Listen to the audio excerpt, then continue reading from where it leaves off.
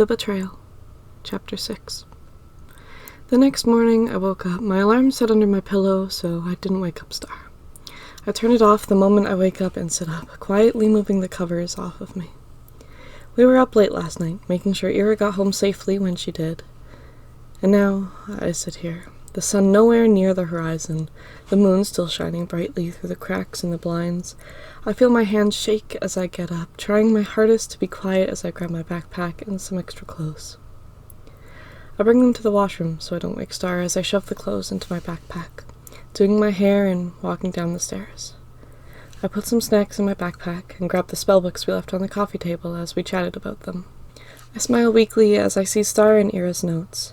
They took a surprising interest in the first book, learning how spells work and different things about magic. I couldn't care less. I couldn't even focus on reading as I checked the doors and windows every 5 minutes. I sighed as I shoved some snacks into the pockets of my bag, grabbing a sandwich Mom prepared for dinner last night and putting it in the bag as well. I hear the floorboards creak upstairs. I stood still, staring at the staircase, hiding my bag behind the counter as I heard Star go into the bathroom. I sigh softly as I continue to rummage through our cabinet for a snack. I was sure we had it, but I couldn't find it. Or at least I thought I shoved it back behind a plate.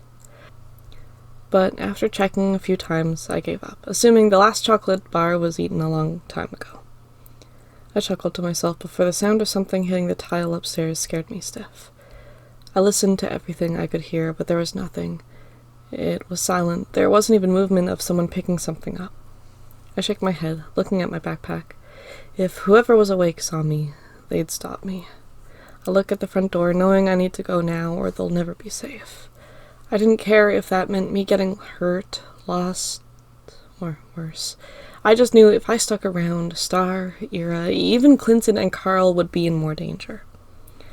I walked towards the door before I heard footsteps upstairs. If I was lucky, they would just think I'm going for a walk. My hand shakes as I reach for the handle, the footsteps getting louder and faster before I heard them make their way down the stairs behind me, my sweater wrapped tightly around me, my backpack over my shoulder, and my back turned to whoever just stopped in their tracks at the bottom step. Emma? I look down at my feet in shame as I hear Star's voice call out behind me. I'm just going for a walk, I mumble, unable to look at her as I lie. She pauses, her breath coming in quick, shaky gasps before it calms down. Please don't lie to me, she said softly, walking over to me. I look at her, tears forming in my eyes as I see her. She had her bag in her hand. Her eyes had bags under them, her hair a mess and her clothes messily put on. Her eyes were red from her crying yesterday. I take a moment to go over my words in my head, thousands of responses coming to my mind before I sigh and look down at my feet. I just don't want you to get hurt again, I mumble. She sighs and grabs my hand softly. They're after me too. I look away, guilt and tears filling my eyes as I put my hand out for her bag. Then, I mumbled, choking on my words. Let's get going before sun rises. I didn't want to argue with her if they were after her too. I wouldn't put it past Ava to get to her like everyone else tries to. Then it would be better for her to be at my side so I can protect her. I take a moment to write our mom a note and leave it on the kitchen counter, telling her where we're going before we head out the door. The cold breeze of the night felt like it blew right through me as we began to walk. Star and I walked with our hands in our pockets. I didn't like to see the red of my hands from magic scars, but it was odd to see Star have her hands in her pockets. I noticed the small changes in her as we walked. The way she was more jumpy, the way she fidgeted in her pockets. It wasn't until I noticed the burn that I realized it. I groan as I think back to when we switched sweaters. Star looks up at me, confused when I groan. Oh, I was just thinking about the burn on your sweater. I knew I wasn't doing a good job holding my powers at bay back there, but I didn't realize I burnt your sweater. I promise I wasn't trying to, I mumble as I look at the sky. We were a good dozen blocks away from our house now as the sun started to rise. No, it's okay. You didn't burn it, she replied, waving her hand. I look at her confused before she just waves her hand dismissively. I quietly walk by her side, eventually reaching the outskirts of the city. Want to continue walking? I don't mind flying us the rest of the way from here, I say, stretching my arms above my head, preparing to make my wings appear. No, I want to keep walking, she said sternly. She flinches at her own words. I shrug it off, as her not sleeping well. It wouldn't surprise me if that was the problem. We keep walking, my feet feeling heavy as we walk along the highway. Star was silent beside me, not even playfully stepping over rocks, tripping on a few instead. I slowed down my pace in case that was the problem. Time ticked by as we walked. The sun, as it rose in the sky, made me anxious. The idea of us being spotted by Ava's group made me shake. Star looked down at the grass as we passed over it, the long strands reaching my hands in some spots. Is something on your mind? I say softly. It was odd with her being this quiet. It was understandable, but odd. She just looked down, avoiding eye contact and staying silent. I decided to keep quiet and not press her. It was only about an hour more of walking until we got there. We reached the fields that surrounded our aunt's house, acres of land that she owned and did nothing with in hopes she could sell it when she was ready to move on. Star stayed silent as we reached the tall grass. It had been growing for years and was always taller than us. I smiled at Star as I nudged her shoulder. She stays staring at the ground. You want to play a game? Lighten the mood? Ignore some of the stress? I smile, nudging her with every sentence. She glances up at me, her face going from annoyed, stressed look it was all day to a slightly lighter look. We could play Marco Polo, like we used to in the tall grass, but there's a new rule since we're taller. We can only jump 1 time every minute, and I promise not to use my wings. She rolls her eyes. Fine. It made me smile seeing her sigh and turn to smile at me. But I get a head start. I smile wider as I put my hand out. Star shook it as we glared playfully at each other. Well, time is ticking. You wanted your head start, right? Star's eyes widen before she laughs and bolts off into the thick grass ahead of us. The smile on my face slightly fades, one of content replacing it. An almost proud look to my eyes, just happy to play games with her like we used to.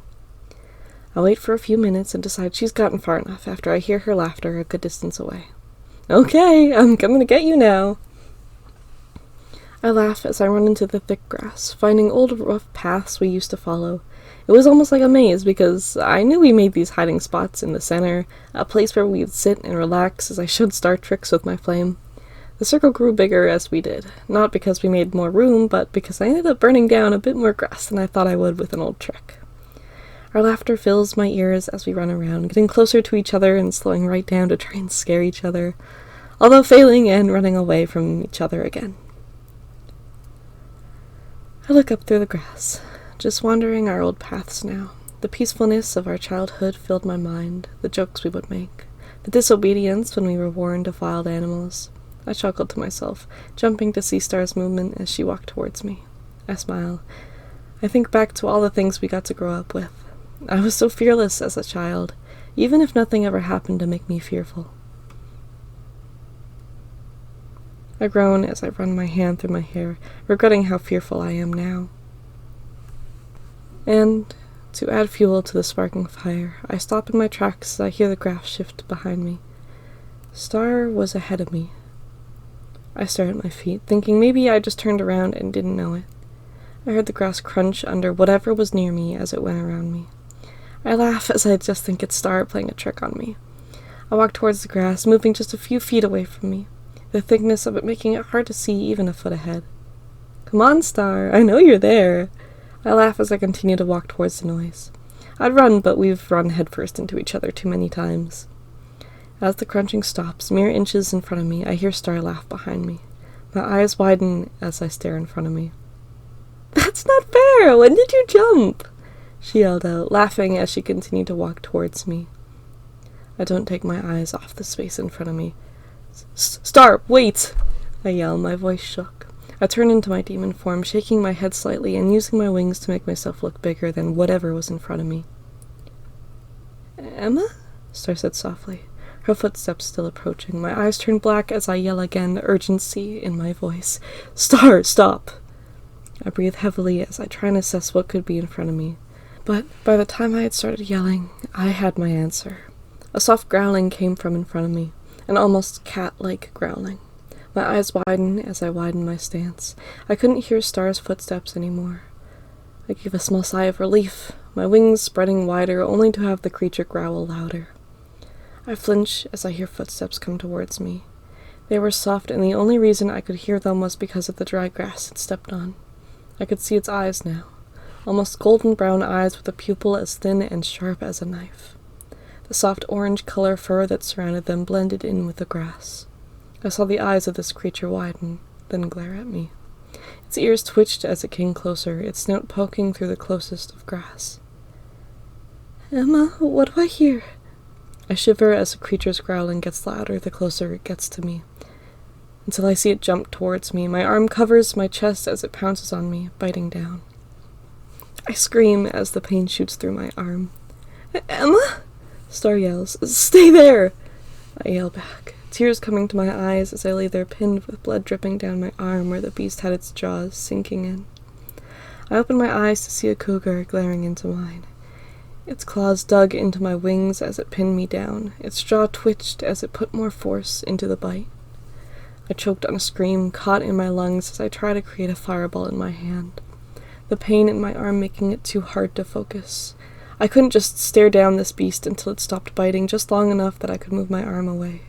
My black eyes didn't seem intimidating to this thing. It only glared at me, analyzing every move I made. "Emma!" Star cried out. I flinch as I hear her voice crack. I worry another one got to her. I looked above me into the tall grass to try and see Star, but it was no use. I looked back to see the cougar still glaring at me. I could see it thinking. It didn't want to kill me, but it was making damn sure I wasn't moving. My body twitched with anger as I heard what sounded like Star falling onto the dry grass below her, a whimper in her voice as she cried. "Starine, are you okay?" I yell, trying to move. The cougar only bit down harder, causing me to bite my tongue as I try not to scream again. My magic flared up, trying to heal the area. I panic as I don't hear anything from her, thrashing around despite the pain, trying to scare off the cougar. The pain that shot up my arm seemed to die down as I continued. My heart raced more and more as I feared for Star's life. "Starine!" I cry out. I hear her cry, almost like a scream as I see a fireball fly past my head. A blue flame sparked as it hit the cougar, right in the middle of its face. The fire didn't seem to burn as much as I thought it would. A soft burn on the fur was all it did before it disappeared. The cougar was stunned and let go, backing up and staring at me before running off, yipping in some sort of panicked way. I lie there, staring at the area the cougar ran off to before I put together what just happened. My body shakes as my arm drips blood. I shake my head and heal enough to stop most of the bleeding before jumping up. My knees shook under me, causing me to run in a very sloppy way over to where I heard Star. It wasn't hard to find out which direction she was in, as her soft crying flowed through the tall grass. My body shook as I pushed the grass out of my face before coming to where she was. There was a slight clearing where she sat. I gasped as I see her. Her body shook violently, her hand grabbing her wrist tightly, tears streaming down her face and wings covering the rest of her body. Deep blue and red wings, just like the horns that poked out of her hair. Tall, straight, sharp horns. I fell to my knees in front of her. Her tail twitched beside her. It was almost identical to mine, but much shorter. I couldn't take my eyes away from her, but I didn't care what she was. I scooted closer to her, picking her up slightly and hugging her. She cried as she curled into a ball, her wings uncomfortably wrapped around us. "It hurts," she whimpered softly. My eyes widen as I think back to yesterday, the way she said the same thing when that spell was performed. I burst into tears, hugging her tighter, remembering my first uncontrolled switch. But even now, as I've gotten used to it, it still hurts like hell. The pain as my magic pulses through my muscles, the way my spine hurts just to deal with the new stress on it, and the way the headaches happen every time my horns form. I hold her tightly as the pain dies down. My eyes remained a deep black as I fueled my anger towards Ava. She caused this. She was the person to blame. I looked down at Star, still wrapped in my arms but no longer shaking so much. If Ava was to blame, why does this feel like it's my fault? I could have saved her from this if I just let Ava take my power instead. I rest my head on Stars, running my hand up and down her back as she does with me. God, Star, I am so sorry, I mumbled. She cried silently as I continued.